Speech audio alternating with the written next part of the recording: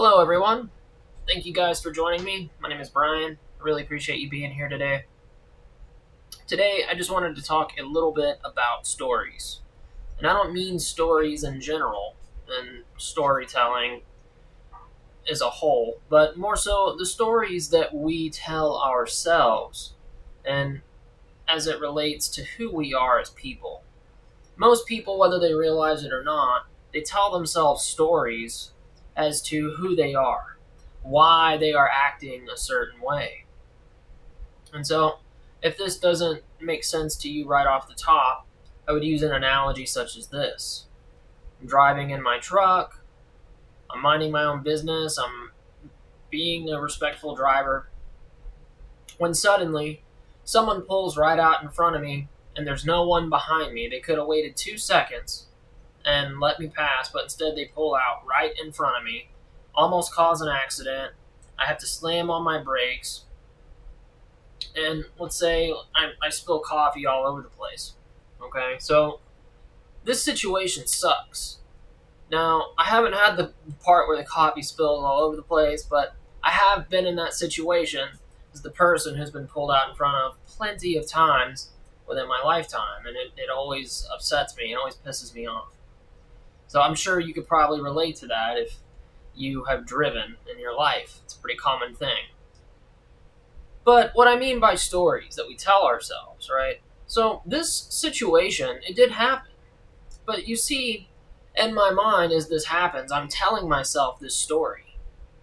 They could have just waited 2 seconds, right? They could have just waited. They almost caused an accident. They almost caused me to total out my vehicle. And you could tell yourself all of these aspects of the story. And the more that you tell the story to yourself, the more you are beginning to justify how you are going to react, or in this case, retaliate, right? So, retaliating in this case, you might say, well, I'm pissed off because this person did this. They caused me to act this way, right? So, maybe you punch on the gas and you speed up, cut in front of them, and slam on the brakes. Maybe you get in front of them and throw a handful of pennies out the window, right? Maybe you grab a weapon in your vehicle and threaten them with it. I mean, I've done all of those except the last one. So, like, I get it. I've been retaliation 101 in my lifetime. Like, I know the story, and I used to tell myself these types of stories, and I honestly didn't understand in the moment or at the time how it was actually these stories that I was telling myself that were dictating how I would respond to a particular situation or to a particular event that I was experiencing. And so, if you're familiar with this idea, you would know that we as human beings are said to have what is known as free will. It is up to us how we choose to respond, how we choose to react, where we choose to come from at any given moment. But see, when we tell ourselves these stories, we actually inadvertently give up our free will, and we are allowing automatic programs to respond for us. And so at that point, you are no longer acting from a place of free will. You are giving in to these automatic programs, these unconscious and subconscious programs that have been written into your DNA, into your code.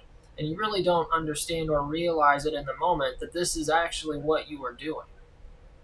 And unfortunately, this is true for a lot of people. A lot of people do this. Most human beings are a victim of their own stories, and they don't realize that they are giving up their free will.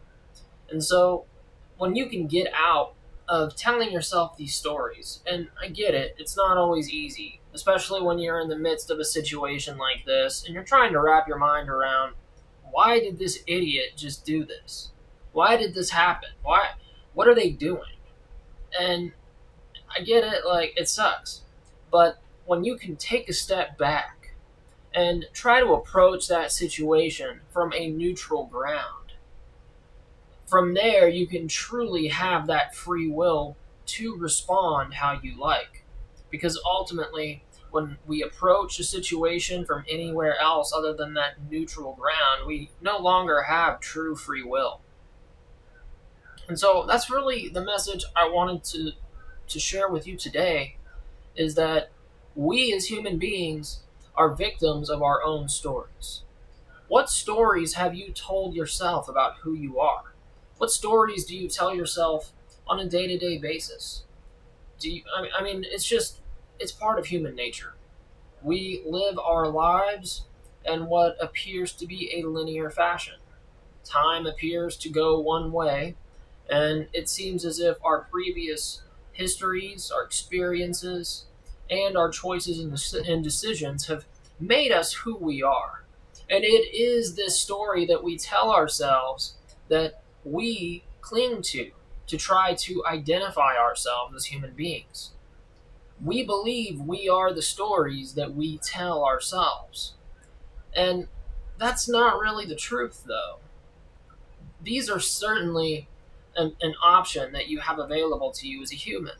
Most people do base their lives and their actions and their personalities around the stories that they tell themselves according to their lives and their past histories. It's just the way that it is. It's human nature. It's part of our ego identity.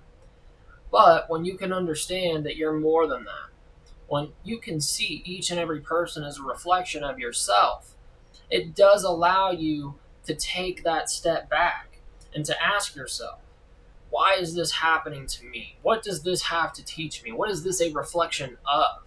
Because ultimately, even these shitty situations, such as the one that I gave as an example at the beginning of this video, the guy cutting you off, almost causing an accident, when there's no one behind you, they could have waited 2 seconds and pulled out. Even that situation is a reflection of something within you, because it is a projection of our inner world. So from that perspective, what is this situation trying to teach you? What is it that it's trying to convey? And in my experience, a lot of times it is these situations that are trying to prove that I have the capacity to notice the stories that I'm telling myself and to make a different choice than that of the me in the past. Because I was always that type of person. I would rile myself up telling myself this story about what just happened to me and how I was so wronged, how I was the victim of someone else or some external circumstance. And by telling myself this story, I'm justifying being a hateful person. And I've been that person, right? I used to tell people I can be your best friend or your worst enemy. and I did say that. And I would always tell people, it's up to you, right? How you respond to me is how I'm going to respond to you. I'm a mirror. So show me hate, be disrespectful, and I'll show you that right back, and I won't think twice about it.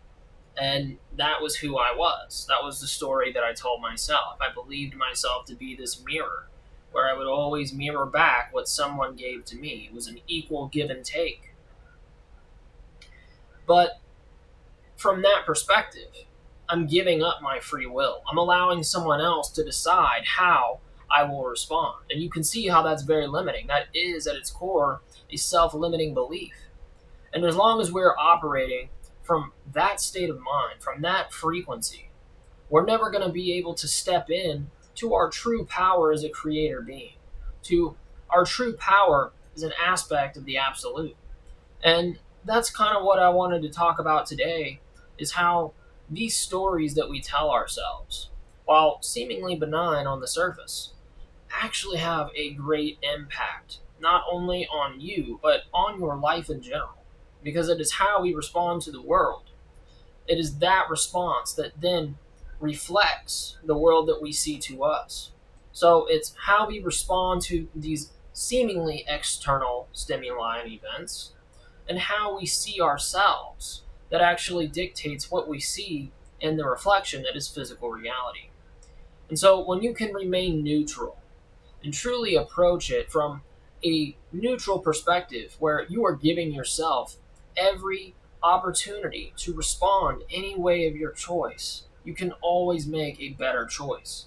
And sometimes these seemingly disrespectful situations that you may find yourself in, or these seemingly disadvantageous situations or circumstances that you may find yourself in, they can actually become opportunities to propel you forward, not only in your own self growth, but also in your life or in your career path. And that is something that I have noticed.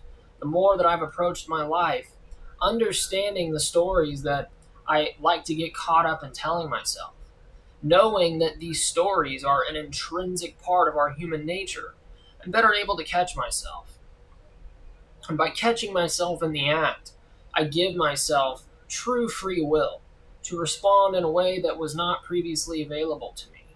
So it's as if you're playing a game, and maybe the first time you play this game, you only have one choice. But by the time you beat the game and finish it, and you start a new game plus, you now see there's magically a separate choice that wasn't there the first time. And it can completely change everything in the game if you're familiar with games and how these choice systems work. That is essentially what happens in your life when you can approach your life from that perspective of understanding that all of these stories that we tell ourselves are dictating our responses. And they are making these choices for us, and that we are not truly being conscious beings by allowing these stories to run our lives for us, because it is these stories that are actually based in our automatic programming that we inadvertently program without any conscious effort whatsoever. And so it is these stories and these programs that have created your life, that have created your personality. And it's up to you to know that, to see that, to recognize it, and to decide for yourself, is this the life that I want to live? Is this the choice that I want to make? Is this the aspect of myself that I want to present and put on display for the world? Who do I want to be? How do I want to approach the world? How do I want to influence the world and those around me? And at that point, even if you choose to decide to still cut this person off and throw pennies at them, then you are at least doing so from a neutral spot where you at least surveyed all of your positional surroundings, all of your choices, all of your options, and you can at least have some peace of mind in knowing I did survey all of my options and all of my choices, and I made this one based on my own free will and not on automatic programming and the stories that I'm telling myself. So I hope this was interesting. Please like and share and subscribe. Tell me if this relates to you whatsoever, if you can relate to this. Honestly, understanding the stories that I was telling myself and how it was influencing me to such a great extent without me ever realizing it. It was honestly one of the biggest shifts that I have known in my life. Like, of all the things that I've learned, of all the different times that I've been hit with memories of, like, pre-birth memories of the absolute and all of the things that I remembered, I would say honestly, understanding how these stories that I've been telling myself dictates how I respond and how I give up my free will in these situations. And finding the strength to find that neutral position in those situations, and to understand that I can take that step back and that I can choose to respond differently, and that I don't have to buy my bullshit stories. That was honestly the one thing that has arguably had the largest shift in my own perspective and in the way that I see the world as a whole. And so I hope this is helpful for you guys. Thank you so much for joining me. If you have any questions, please feel free to ask. I'm always interested in answering questions and just kind of talking about any of this stuff. So, again, thank you for joining me, and I hope I will see you in my next video. All right, as always, love you guys. See ya.